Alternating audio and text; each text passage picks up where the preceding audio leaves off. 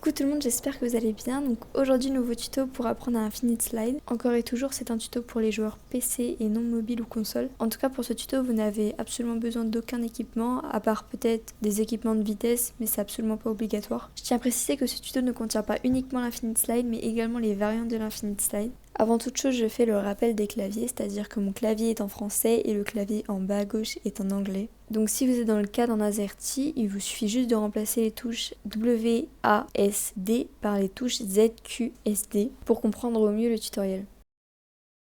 La première étape est l'étape la plus basique, c'est-à-dire que vous devez juste courir à votre vitesse maximale. Donc si vous avez des équipements de vitesse, vous tournerez autour de 36. Si vous n'avez aucun équipement, vous tournerez à peu près autour de 30. On réalise donc la première étape qui est de courir à sa vitesse maximale. La deuxième étape est facultative, mais je vous la conseille si vous voulez prendre le temps d'apprendre à Infinite Slide. Donc c'est tout simplement d'ajouter un saut après votre course. Donc il faut tout simplement courir, puis sauter.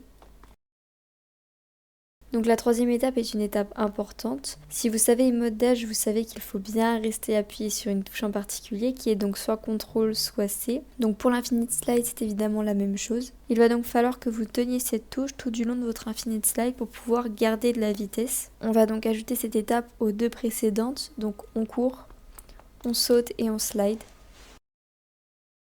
Pour la quatrième étape, vous allez avoir besoin de votre souris pour pouvoir tourner votre caméra. Je vous préconise la souris et pas les flèches car les flèches tournent beaucoup plus lentement que votre mouvement de caméra avec votre souris et que seulement la souris peut vous permettre un mouvement beaucoup plus rapide pour tourner votre caméra vers votre personnage. Pour cela, vous allez devoir faire un tour de 180 degrés de votre caméra pour vous retrouver en face de votre personnage. On reprend donc les étapes, on court, on saute, on slide et on tourne notre caméra. Ensuite, pour la cinquième étape, il va tout simplement falloir que vous changiez vos touches, c'est-à-dire qu'il va falloir que vous passiez de la touche Z à la touche S. Ce mouvement-ci est un élément clé pour Infinite Slide car il va vous permettre de vous donner de la vitesse. Pour ceci, je vous invite à regarder le clavier en bas à gauche pour bien comprendre le changement des touches. On reprend donc les étapes, donc tout d'abord on court, on saute, on slide, on tourne notre caméra, on appuie sur S.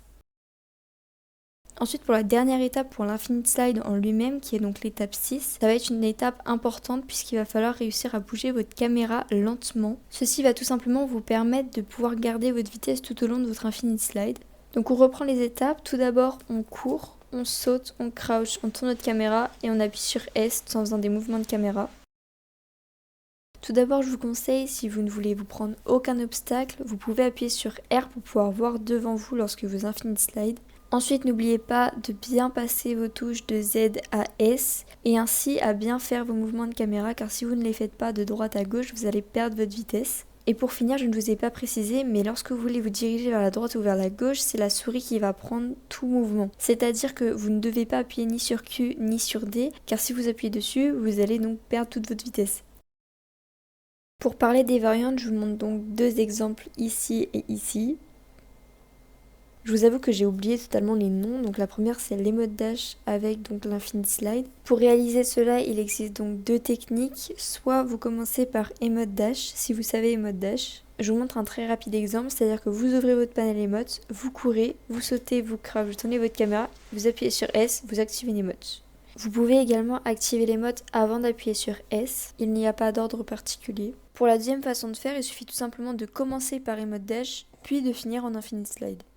Pour la deuxième variante que je ne peux vous montrer là, il vous suffit tout simplement d'appuyer soit sur A, soit sur Q pour pouvoir porter quelqu'un. Et enfin, il faut que vous tourniez votre caméra, que vous appuyez sur S et que vous fassiez des mouvements de caméra avec votre souris. C'est tout pour ce tutoriel, j'espère qu'il vous aura un maximum aidé. En tout cas, si vous avez la moindre question, n'hésitez pas à me les poser en commentaire ou à regarder s'il n'y a pas déjà des réponses. Je vous souhaite une bonne journée ou une bonne soirée à vous, puis à bientôt pour un prochain tutoriel. Bisous!